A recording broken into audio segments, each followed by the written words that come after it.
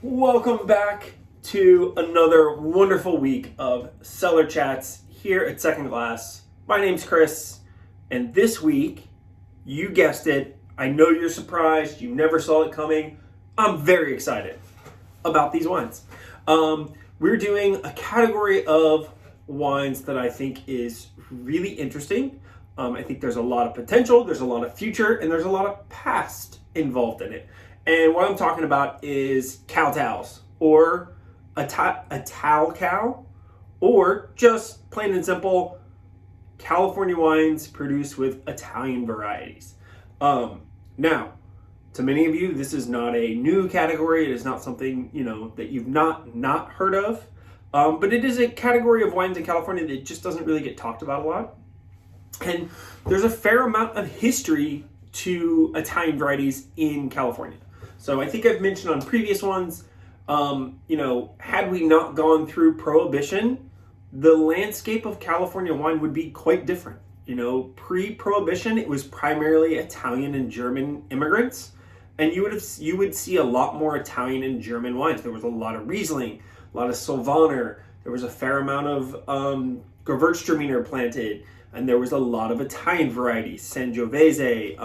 Not a lot of Piemontese grapes, but there was a decent amount. But things like Barbera and Dolcetto, Aglianico, these are, and obviously the big ringer is Zinfandel, which we know is Primitivo in Italy, Tripodrag in Croatia, and some other names that I can't remember all of them. But the landscape of California really would be Italian driven and German had we not had Prohibition. But we had Prohibition. People fell in love with French grapes and French wines. They're easier to pronounce, and they're widely adaptable. So, that being said, there's a huge push, or at least I think there is. There was an article in New York Times maybe, or Wine Spectator recently, about some really great producers that are looking towards Italian grapes for the future. And there's a good reason for that. The climate and the terroir makes a lot of sense. And as the climate gets warmer and warmer, most Italian varieties, particularly from the southern parts of Italy, are more attuned to a drier, warmer climate, as opposed to French grapes, which, if you guys are not familiar, the classic French grapes of California, Cabernet, Merlot, Chardonnay, Pinot Noir, those are kind of the big ones. Those come from fairly cool climate areas.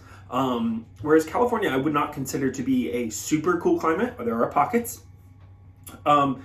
It's mostly Mediterranean, so Italian varieties make more sense. But anyways, as I ramble on for no real reason, let's jump into the wines. So this week, we are doing, like I said, Ital-Cals. Little Benevolent Neglect Vermentino, which I'm really excited to try. I don't think I've ever, had this wine from that producer. We're going to follow that up with a personal favorite, Ryme Cellars, their Aglianico Rosé, all-time favorite rosé from California. I love that wine. So good. And then a wine I've not had in many years, and they've changed the label since I last had it, Idlewild. Now, this is their Flora and Fauna red wine. They make a Flora and Fauna white, and I think they make a rosé as well. Now, they used to be labeled differently. I think the Flora used to be a white wine, and the Fauna used to be the red wine. Anyways, really excellent producer that's focused on Italian varieties exclusively in California. So let's jump into it. So again, starting out on the flight this week, Benevolent Neglect, their 2021 Vermentino. Now, this comes from the Windmill Vineyard in Dunnigan Hills. So Benevolent Neglect was a little project founded by winemakers Matt Nagy and Ben Brenner. Both of them East Coast expats, found their way out to California, worked for some pretty amazing wineries, spent a lot of time making, full-bodied, very rich, lush styles of wine that were, garnered a lot of scores. People really like them, and they're not bad. Please don't take me the wrong way. But wines that were really made for a specific crowd and made as a specific style, as opposed to trying to make a wine of a place and to really translate what that is. So, two of them founded this great little project.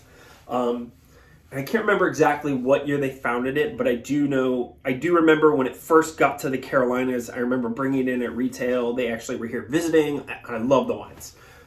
So as you might have expected, low intervention, natural practices. They're not doing any, no crazy things in the winery. They add a little bit of sulfur, native ferments, a lot of concrete and neutral oak barrels, and stainless steel, no new oak and no additives. So they mostly focus in on kind of what we'll call obscure French grape varieties. They're not really obscure, they're just less known. Things like Counois and Carignan. But then they also make some Chardonnay, and it's hard not to make a Chardonnay in California. It is a great grape. And then they also make a couple of fun little Italian style whites. They make a Vermentino, which we were tasting this week, and they make a Ribolla Gialla, which is hopefully something we can talk about later. So their Vermentino, so the nose on this one is beautiful. It is kind of citrus, fresh citrus, kind of like if you're at not that we go to a lot of these because we're in North Carolina, but if you've ever been to like a farm stand somewhere where they grow citrus and you can pick up like fresh citrus, like that smell of like oranges and lemons and limes kind of like wafting from the stand as they sit out there and they're a little bit warm from the sun. They've just been harvested, maybe not, a few days earlier.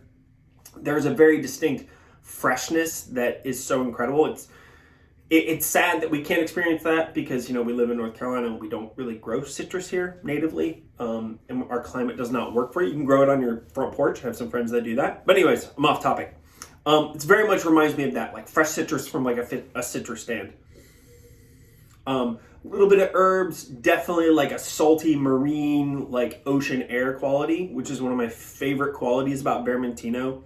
And a reason that I think this is a white wine that needs to be drank far more often than it is, and B, it works really well in our area because we are a coastal town. Lots of seafood, lots of warm weather, and when you put together warm weather, seafood, and salty, citrus-driven, and like a little bit of herbaceous Vermentino, it is a match made in heaven.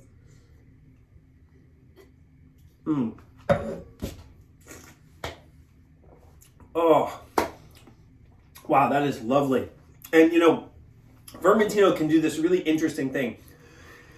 Depending on where it's from and how it's produced and how it's grown and how it's harvested, you can have Vermentinos from Tuscany, which it's not a native, indigenous variety to Tuscany, but it is grown throughout Tuscany. Much warmer climate, much more arid, and not as, particularly inland Tuscany, not a very coastal area. So you get these kind of lush, ripe, rich, textured Vermentinos, which are beautiful and delicious in their own right. But what I like in Vermentino is that salty fresh that you get from places like Sardinia, or you can get it in Corsica, and you can get it from Liguria in, the Italian Riviera. And then in California, most notably the next wine, these guys, Ryme Cellars, is known for their amazing Vermentino. They actually make two. But this is so good. I have not had this. I'm so glad we're doing on this flight this week.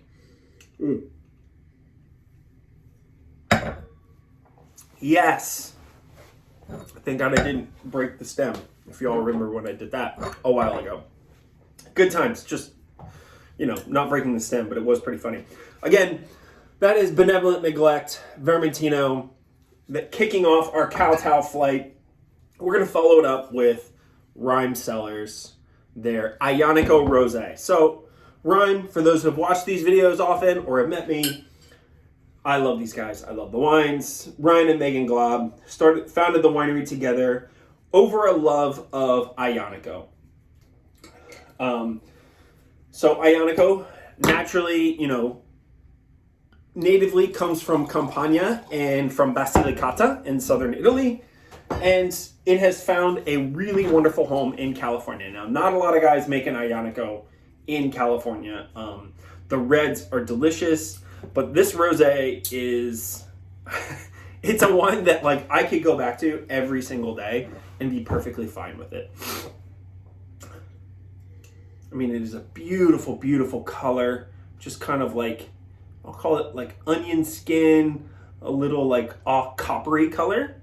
You know, it's on the lighter spectrum for a rosé, but it's not like super, super delicate. It's got a really beautiful kind of orange hue to it that I think is a lot of fun and not something you see a lot in rosés.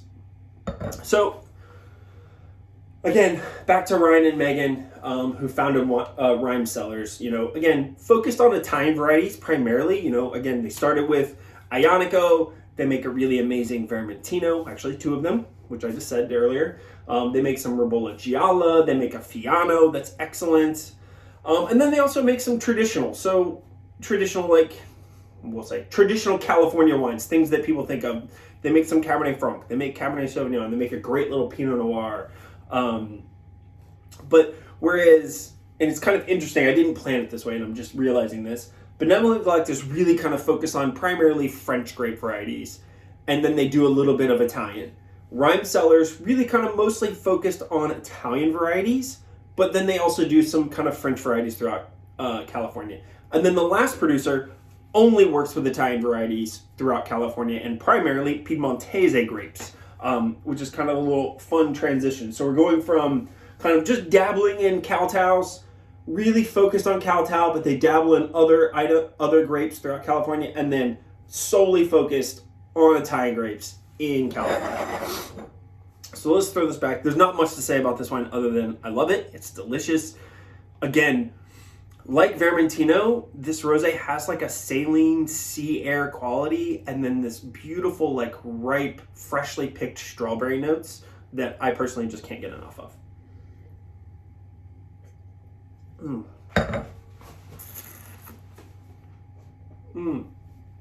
Oh my goodness. And so beautifully balanced texturally. You know, I mention this a lot in these videos, and I talk about the texture, and I think it's something that many people don't focus on when they taste wine. You know, it's so much easier to focus on flavors and aromas, and, you know, it sounds really fancy when we say it. Oh, it smells like this kind of cherry, or it sounds like total BS. Depends on how you look at it. Personally, I think it's a little bit of like beautiful and BS at the same time. But I think that texture says everything, because texture sets the tone. You know, if it's a heavy textured wine, you think heavier foods or wintertime. If it's a light textured wine, you think fresh and inviting.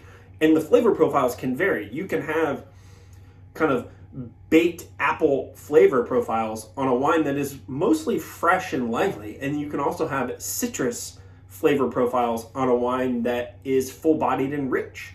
You know, I think of like full-bodied Chardonnays, which are mostly apple and a little bit of like creamy, like they can be toffee if they're done in like new oak with a lot of toast on it, but you'll still have hints of like citrus to them.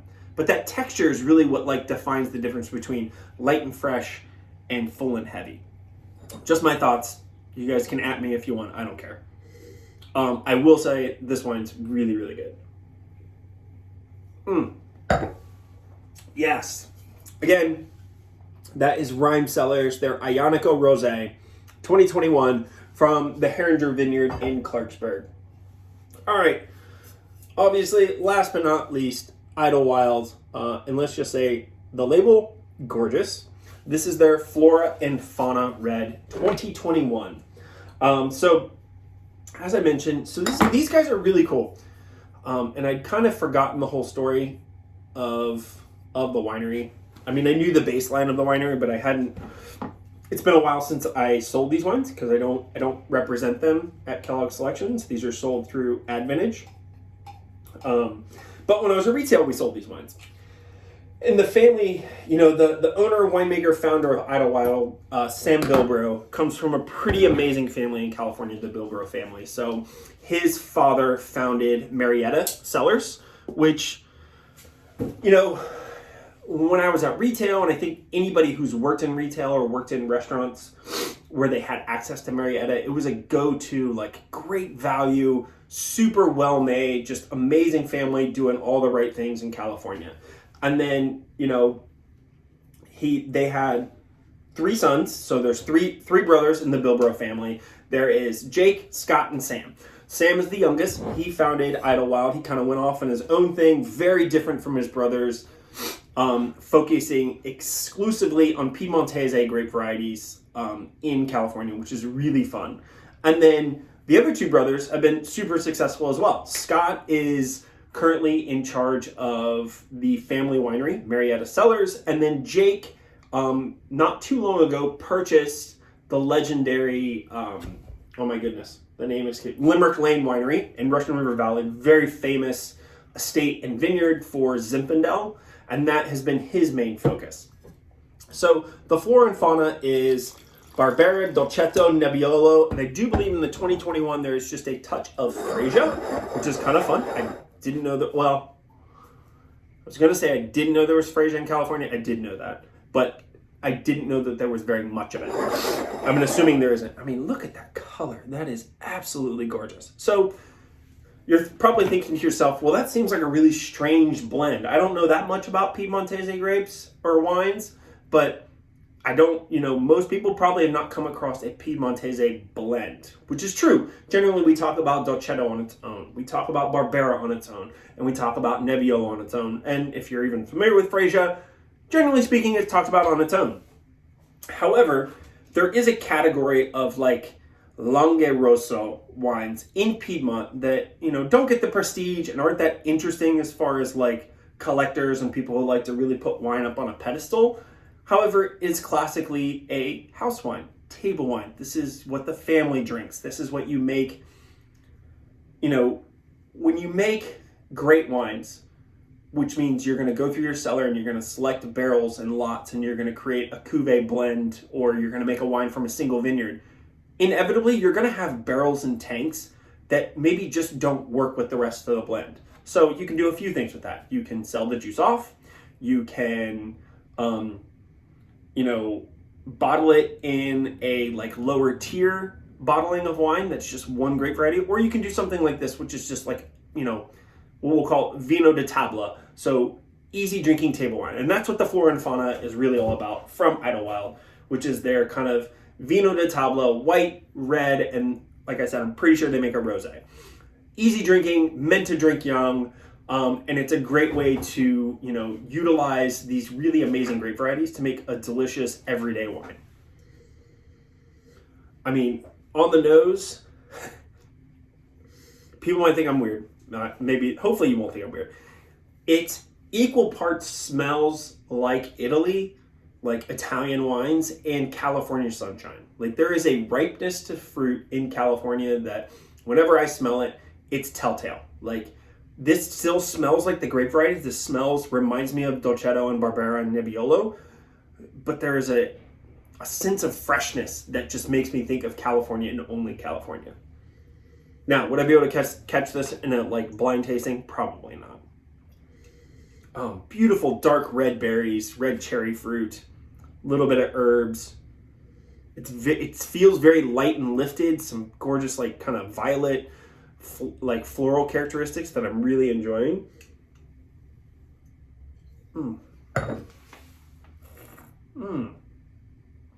Wow. Whoa. That is so good. The palate is, the fruit and the texture and the weight, since I, kind of went on a ramble about weight on the textural weight of a palate with wine, is very medium light bodied. I mean, it's very fresh. I'd almost want this wine with a little bit of chill on it, but we are dealing with, Nebbiolo and Freisa, which are related grapes, which are fairly tannic. Barbera has some decent tannins, but not a lot. And Dolcetto actually can have a fair amount of tannins, as long as if you, if you were to leave Dolcetto on the skins and on the pips, the seeds for too long, they can get very tannic and very bitter. But this has a great tannic structure. So for me, I mean, obviously come in here, have some amazing foods, have these wines. There's so much going on here. The chef has a new menu that's looking fantastic. This is a wine for grilled, seared meats. I'm thinking pork chops. I'm thinking, a good piece of steak, maybe a pork tenderloin. It kind of bridges that gap where you could go red meat or you could go poultry, and it'll work really well. Throw in some grilled herbs and a nice afternoon and call it a day. Throw a little chill on it. This wine's exceptional. I'm very, very happy with this. Like I said, I haven't had it in a while. Smells great, tastes great. So good. Again, let's do a quick wrap up. Started out again, Benevolent, Neglect, Vermentino, yummy, fresh, salty, citrus, all the things.